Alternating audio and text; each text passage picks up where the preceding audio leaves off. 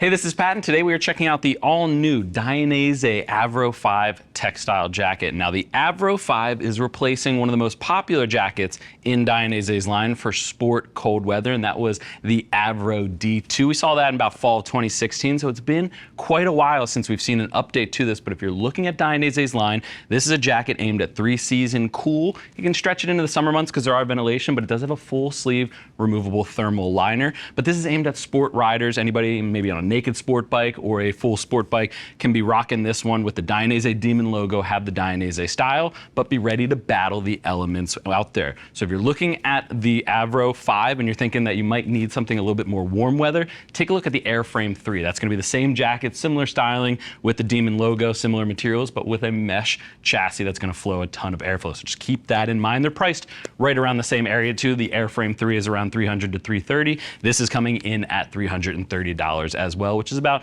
$10 to $30 over the course of its lifetime. It's about $10 more expensive than the last time we saw the D2. So with all the features, with all the targets they're aiming for, like I said, keep that in mind. It's going to be coming in a little bit more expensive.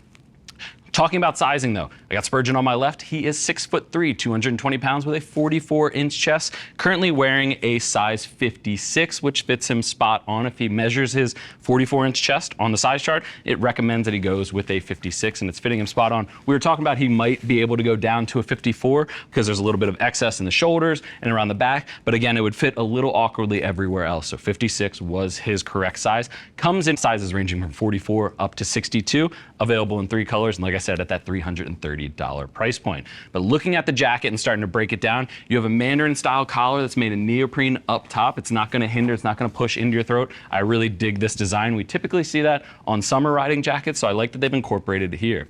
Dainese stitched logo up at the right side. It's a D-Synth 350D polyester main construction that is all throughout. You're going to see some accordion, but they do incorporate that for a CE level A abrasion resistance rating. So it's at the entry level of the abrasion rating. I would have loved to see them go AA. Dainese, if you're listening, on the 6, I'd love to see that AA certification, but it's right in line with what we see with the rest of Dainese's line.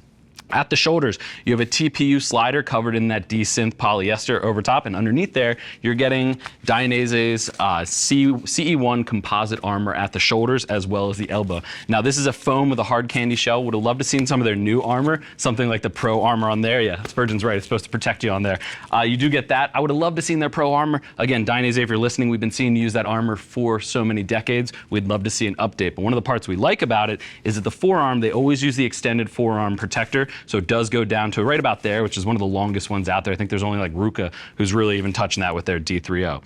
One point I want to call out, you do get a pop of reflectivity. Again, it's designed for the street. No adjustability though down the inner sleeve, and it is where we're seeing a little bit of bulk, especially if Spurgeon were to remove that full sleeve thermal. Would have loved to seen some adjustability maybe at the bicep or at the lower forearm.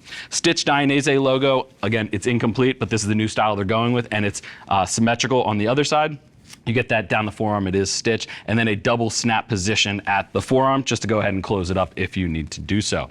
Coming up to the top, what I want to point out, again, you get the Demon logo. With Dainese gear, you either get the Dainese script written out or the Demon logo. I like that they give everybody the option. One thing I want to point up top is you do get vents at both sides at the left and right upper chest to go ahead and direct air straight through. So again, that's what I was talking about. You can sneak it into maybe the spring. Wouldn't say the dead heat of summer is going to be a great option, but it can get you a little bit more versatility if you take that full sleeve thermal liner out.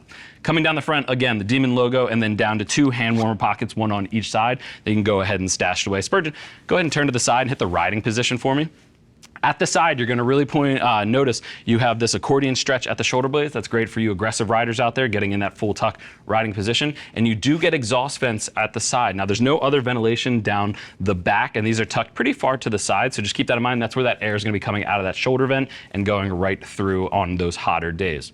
Sublimated textile running down the outer side. We've seen that with a couple different models this year. And then you have the Velcro cinch adjusters on each side of the waist. Spurge, go ahead and hit the back for me.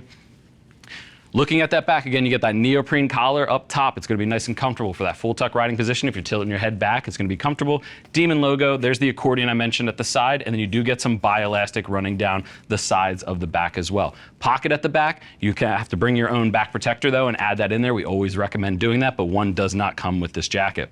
Down below, you do have a Dainese script at the base, done in stitching, and then the drop seat as well. Spurge, can you face front and go ahead and unzip? Let's get a peek at that full sleeve thermal liner that we see inside of there. So as he opens it up, you can see it's a full sleeve inside. It's not a destination liner. You can wear it around the campsite if it's a colder night, but it is just snapped in, so there's no sort of closure system for it. And then I'm just going to open this one up as well so we can get a peek. You do have a mesh full system, full interior liner with a full connection zipper at the base, as well as a connection snap if you want to add a belt loop to it.